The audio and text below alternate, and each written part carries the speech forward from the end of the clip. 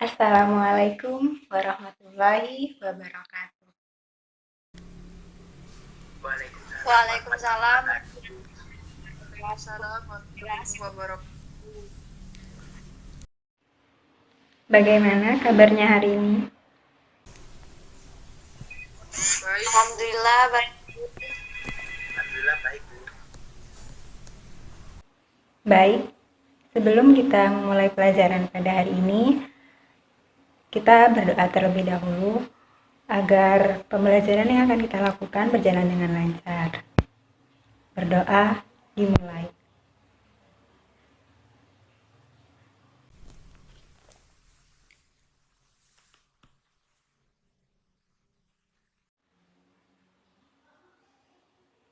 Selesai. Baiklah, untuk mengawali kelas pada pagi ini, Ibu presensi terlebih dahulu. Hindun, Hadir, Bu. Gandhi,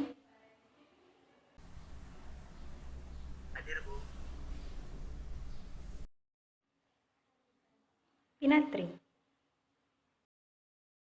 Hadir, Bu. Baik, berarti semuanya hadir ya. Pada materi kali ini, Ibu mempunyai sebuah video. Ibu minta kalian untuk menonton dan mencermati terlebih dahulu video Ibu.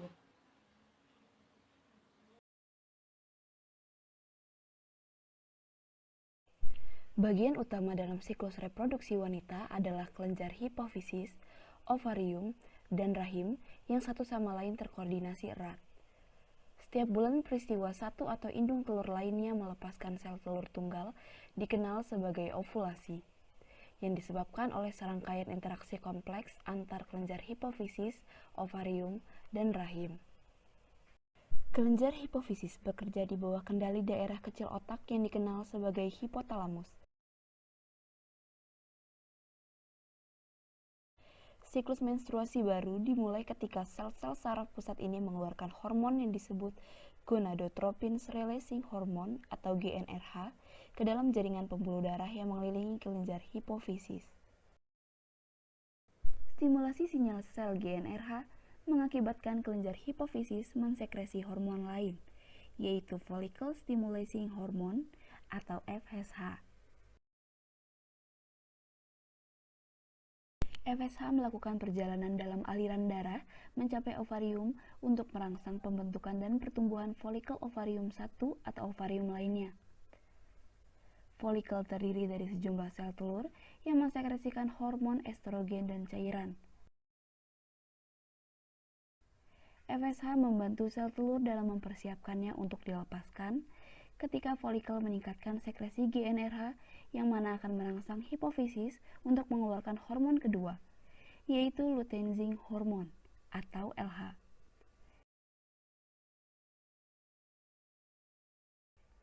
LH ini bertindak sebagai pemicu ovulasi dalam beberapa menit setelah dilepaskan. Telur dipandu dengan penghisapan melalui pembukaan ujung luar tuba falopi, memulainya dalam perjalanan yang akan memakan waktu 5 atau 6 hari saat melewati tabung, sehingga akhirnya mencapai rongga rahim atau uterus.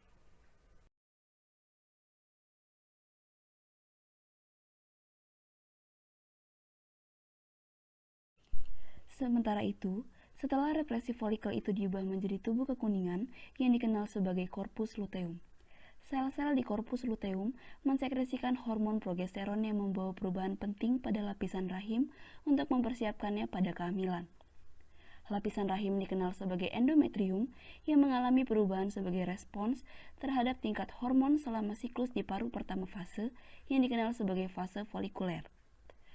Folikuler yang berkembang mensekresikan peningkatan jumlah hormon estrogen yang mendorong regenerasi endometrium.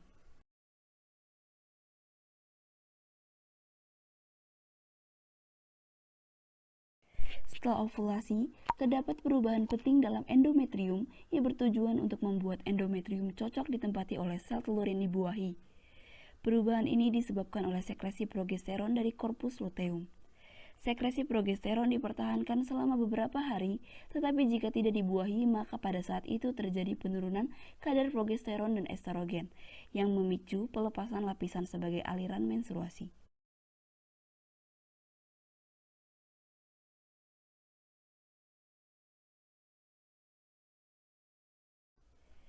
Siklus dimulai kembali ketika telur dibuahi sehingga tidak ada menstruasi karena korpus luteum terus berfungsi mensekresi progesteron selama 3 tingkat pertama kehamilan. Setelah itu, banyak perubahan nuklur untuk mendukung embrio yang sedang berkembang.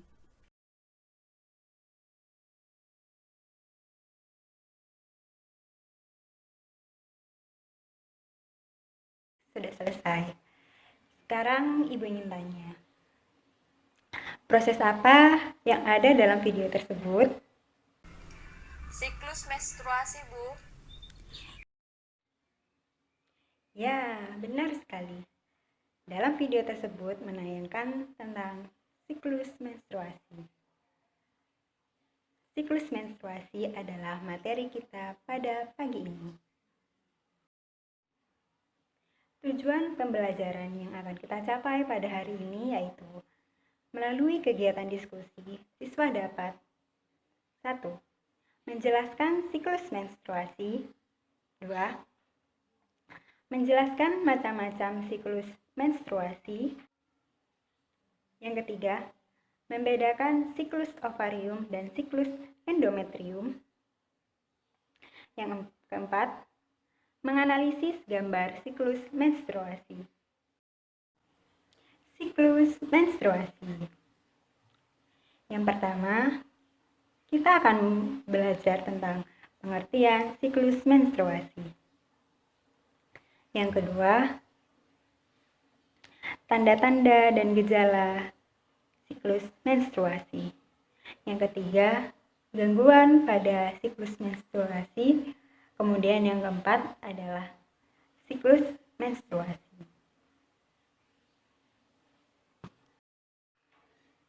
Baik, untuk yang pertama kita akan membahas tentang pengertian siklus menstruasi. Siklus menstruasi adalah siklus kompleks yang merupakan hasil interaksi sistem endokrin, hipotalamus, hipofisis, dan ovarium dengan sistem reproduktif yang menyebabkan terjadinya perubahan endometrium uterus. Perubahan endometrium uterus tersebut menyebabkan terjadinya pendarahan bulanan yang disebut menstruasi atau mens. Menstruasi terjadi pada saat usia pubertas dimulai.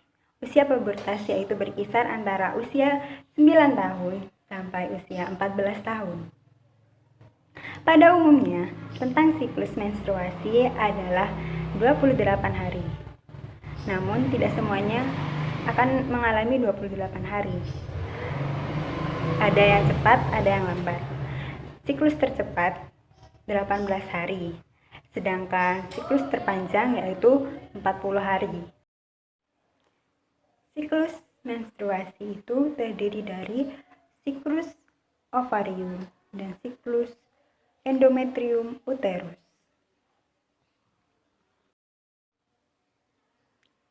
Selanjutnya yaitu tanda-tanda dan gejala siklus menstruasi. Yang pertama yaitu masalah perut. Wanita bisa merasakan beberapa masalah perut sebelum menstruasi terjadi. Biasanya akan mengalami diare atau sembelit, kram, dan juga mual. Umumnya, ada pula sebuah keinginan untuk mengkonsumsi makanan-makanan tertentu. Sebagian wanita mungkin saja merasakan perubahan nafsu makan saat akan mendekati waktu menstruasi. Yang kedua yaitu perubahan emosi berlebih. Perubahan emosi menjadi salah satu tanda-tanda menstruasi. Antara lain, wanita akan merasakan suasana hati yang kurang bersahabat dengan aktivitas. sensitif pada keadaan. Yang ketiga yaitu perubahan pada bagian-bagian tubuh. Salah satunya yaitu biasanya jerawat cenderung muncul di wajah saat menstruasi dikarenakan ada perubahan hormon. Yang keempat yaitu keputihan. Keputihan adalah cairan berlendir, berwarna putih dan tidak menimbulkan bau, muncul beberapa hari sebelum menstruasi. Dan yang kelima yaitu perubahan fisik. Beragam gejala fisik dapat terjadi hingga 10 hari sebelum menstruasi datang. Sebanyak 80% wanita umumnya akan mengalami perubahan fisik jika akan datang menstruasi, seperti gangguan pencernaan, dan lain-lain. Kemudian kita akan membahas tentang gangguan-gangguan dalam siklus menstruasi. Gangguan yang pertama yaitu amenorea. Amenorea dibagi menjadi dua, yaitu amenorea primer dan sekunder. Amenorea primer adalah kondisi di mana seorang wanita sama sekali belum mengalami haid hingga usia 16 tahun. Sedangkan amenorea sekunder adalah kondisi di mana seorang wanita usia subur yang tidak sedang hamil dan pernah menstruasi sebelumnya berhenti mendapatkan menstruasi selama 3 bulan atau lebih. Kemudian gangguan yang kedua yaitu dysmenorrhea. Dysmenorrhea adalah kondisi di mana wanita mengalami nyeri saat menstruasi, umumnya pada hari pertama dan hari kedua. Gejala berupa nyeri atau kram perut bagian bawah yang terus berlangsung dan terkadang menyebar hingga ke punggung bawah serta paha. Rasa nyeri tersebut juga disertai sakit kepala, mual, bahkan muntah. Dysmenorrhea ini bisa terjadi karena kadar hormon prostaglandin yang tinggi saat hari pertama haid. Setelah beberapa hari, hormon ini akan berkurang kadarnya hingga dapat membuat nyeri haid ikut mereda. Nyeri haid jenis ini biasanya akan mulai berkurang seiring bertambahnya usia atau setelah melahirkan.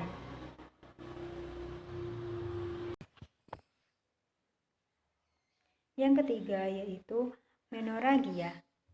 Menorragia adalah gangguan menstruasi berupa keluarnya darah menstruasi secara berlebihan atau dalam jumlah yang terlampau banyak, sehingga mengganggu aktivitas sehari-hari. Ini termasuk durasi haid yang berlangsung lebih dari menstruasi normal, yakni lebih dari 5-7 hari.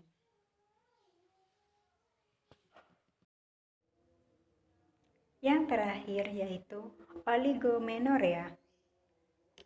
Oligomenorrhea adalah kondisi ketika seorang wanita jarang sekali mengalami menstruasi, yakni jika siklus menstruasinya lebih dari 35-90 hari atau mendapat haid kurang dari 8-9 kali dalam kurun waktu setahun.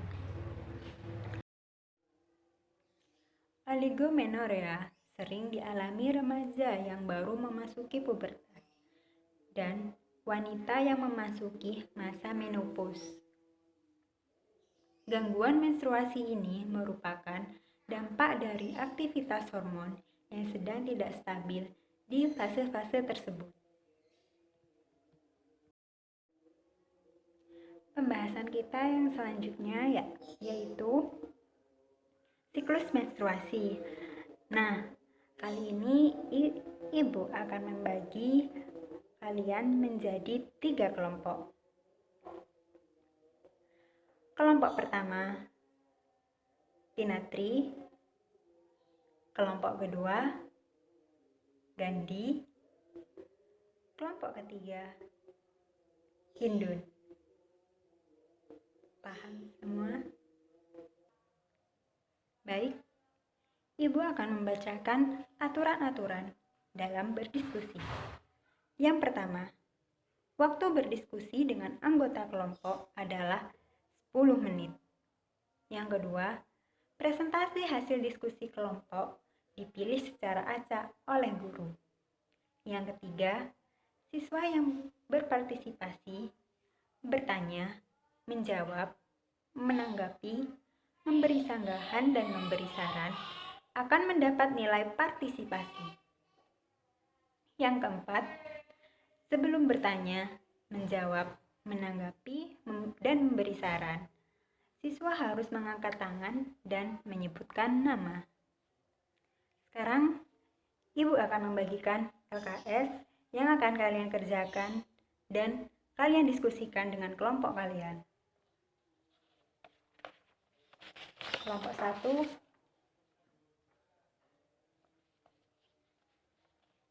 kelompok 2, dan kelompok 3.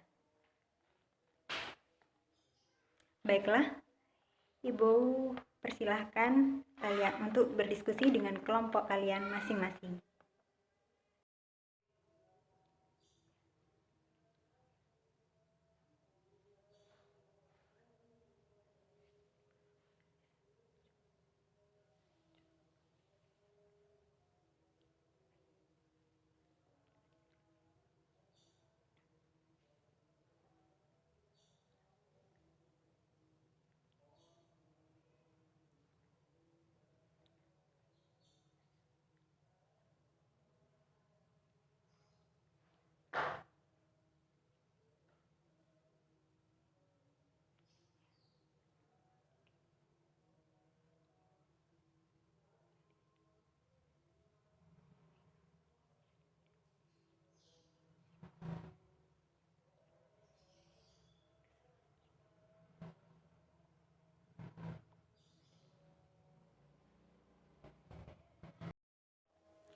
Ya, adik-adik, sudah 10 menit ya. Waktunya selesai untuk berdiskusi. Sekarang kita akan melanjutkan ke presentasi. Baik, untuk kelompok 1, siapa yang akan presentasi? Pinatri. Ya, silahkan. Jadi, siklus ovarium fase folikel diawali dengan hari pertama, yaitu hipotalamus menyekresikan GnRH yang mempengaruhi hipofisis atau pituitari anterior untuk menyekresikan FSH dan LH. Kemudian, kelompok folikel primer yang berjumlah 20-25 yang memiliki reseptor FSH dan LH mulai menyekresi estrogen. Folikel primer tumbuh dan membentuk antrum atau ruangan menjadi folikel sekunder. Kemudian, peningkatan estrogen dalam plasma darah akan menghambat FSH dan LH. Penurunan FSH ini selanjutnya menghambat pertumbuhan folikel, kecuali folikel utama yang akan dilepas saat ovulasi. Kadar estrogen yang terus meningkat pada pertengahan fase folikel menyebabkan hipofisis meningkatkan produksi LH. Puncak LH menimbulkan efek terhadap folikel utama, yaitu oosit primer berkembang menjadi oosit sekunder, serta sintesis enzim dan hormon prostaglandin untuk merobek folikel matang atau folikel degraft, sehingga terjadi ovulasi yang membebaskan oosit sekunder. Ovulasi pada umumnya terjadi pada hari ke-14, yaitu saat wanita dalam keadaan subur.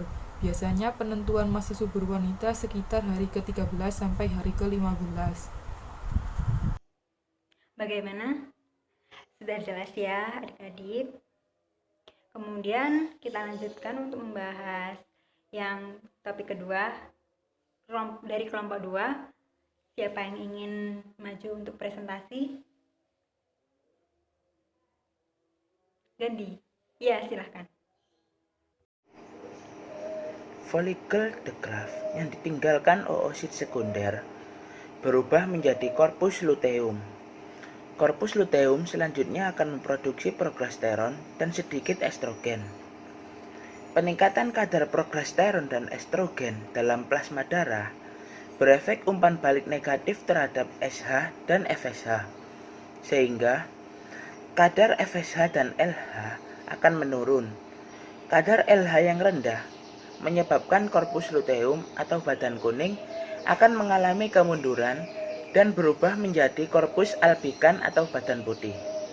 Akibatnya, kadar estrogen dan progesteron menurun dengan tajam. Penurunan kadar estrogen dan progesteron tersebut menyebabkan berkurangnya efek umpan balik terhadap hipofisis, sehingga hipofisis anterior mulai memproduksi FSH dan LH untuk memulai siklus baru. Baik, bagus sekali presentasinya.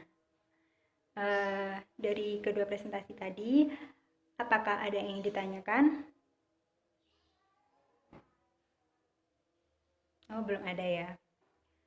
Lanjut ke presentasi yang ketiga. Dari kelompok 3, siapa yang akan berpresentasi? Indun. Iya, silahkan. Yang pertama adalah fase menstruasi. Pada fase ini merupakan fase pengeluaran darah dan sisa endometrium dari vagina. Fase ini umumnya berlangsung selama 4-5 hari. Hari pertama, haid dianggap sebagai permulaan siklus baru dan dimulainya fase folikel. Saat menstruasi masih berlangsung, sel-sel lapisan basal membelah untuk memperbaiki endometrium di bawah pengaruh estrogen yang dihasilkan oleh folikel yang sedang tumbuh dalam ovarium. Untuk yang kedua ada fase proliferasi. Fase tersebut berlangsung di akhir haid sampai ovulasi. Estrogen merangsang proliferasi endometrium hingga menjadi tebal, serta merangsang pertumbuhan kelenjar dan pembuluh darah. Selanjutnya yaitu fase sekretori atau progestasi. Terjadi setelah ovulasi atau ketika terbentuk korpus luteum. Korpus luteum memproduksi progesteron dalam jumlah besar dan estrogen.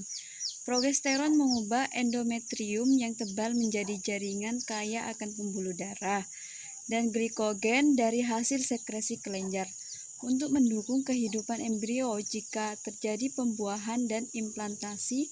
Namun, jika tidak terjadi pembuahan dan implantasi, endometrium akan meluruh dan terjadi pendarahan atau dimulainya fase haid. Ya, terima kasih Indun.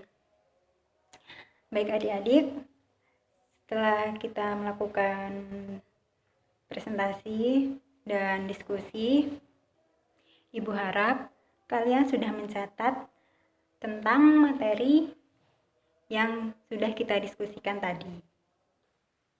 Setelah kita melakukan diskusi, sekarang Ibu minta kalian untuk memeriksa proses diskusi dan berpikir kalian dengan mengisi lembar evaluasi diskusi ini. Ibu bagikan satu-satu.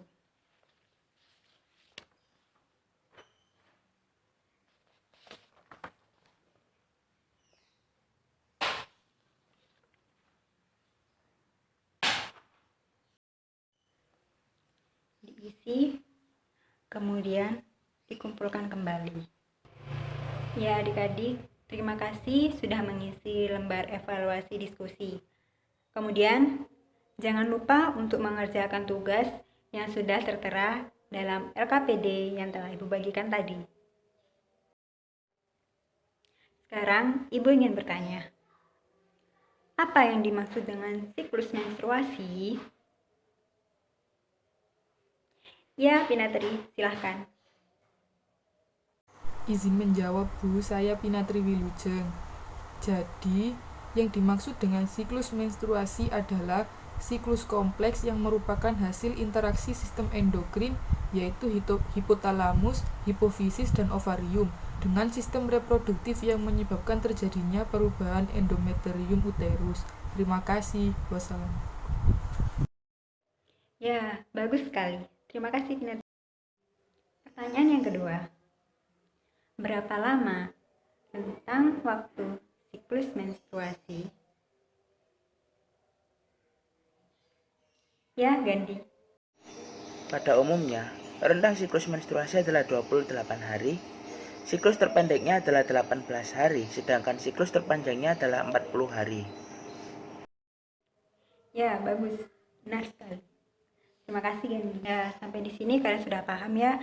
Jadi, siklus menstruasi adalah siklus kompleks yang merupakan hasil interaksi sistem endokrin, hipotalamus, hipofisis, dan ovarium dengan sistem reproduktif yang menyebabkan terjadinya perubahan endometrium uterus. Kemudian tentang waktu untuk siklus menstruasi sendiri adalah 28 hari. Tetapi ada siklus terpendek dan siklus terpanjang. Siklus terpendeknya yaitu 18 hari, kemudian siklus terpanjang yaitu 40 hari. Siklus menstruasi terdiri atas siklus ovarium dan siklus endometrium uterus. Siklus ovarium sendiri terdiri dari 1. Fase folikel dan kedua, fase luteal.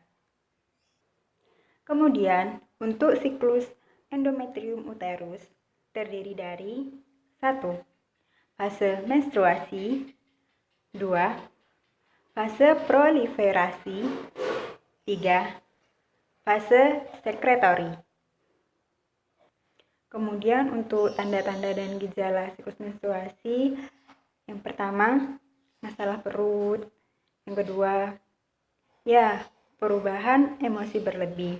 Yang ketiga, perubahan pada bagian-bagian tubuh. Yang keempat, keputihan. Dan yang kelima, ya benar, perubahan fisik. Kemudian untuk gangguan-gangguannya, ada yang bisa menyebutkan? Yang pertama, ya benar, amenorea. Yang kedua, dysmenorrhea. Yang ketiga, menorrhagia. Yang keempat, ada yang ingat? Ya, oligomenorrhea.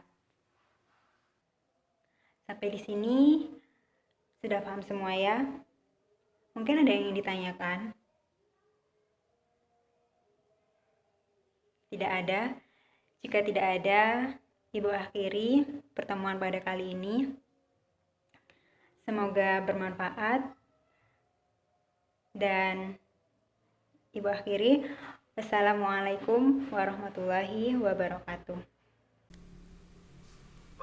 Waalaikumsalam warahmatullahi wabarakatuh.